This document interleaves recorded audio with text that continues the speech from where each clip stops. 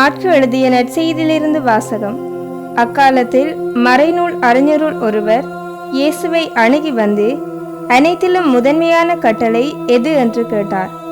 அதற்கு இயேசு, இஸ்ரேலே கேள், நம் ஆண்டவராகிய கடவுள் ஒருவரே ஆண்டவர்.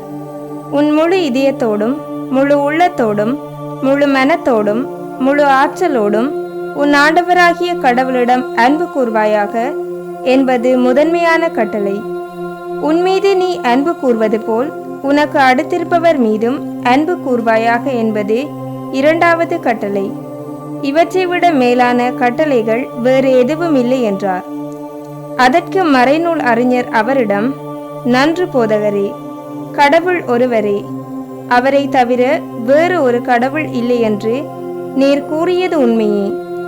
அவரிடம் முழு இதயத்தோடும் முழு அறிவோடும் முழு ஆற்றலோடும் அன்பு செலுத்துவதும், தன்னிடம் அன்பு கொள்வது போல் அடுத்திருப்பவரிடம் அன்பு செலுத்துவதும் எரி பலிகளையும் வேறு பலிகளையும் விட மேலானது என்று கூறினார்.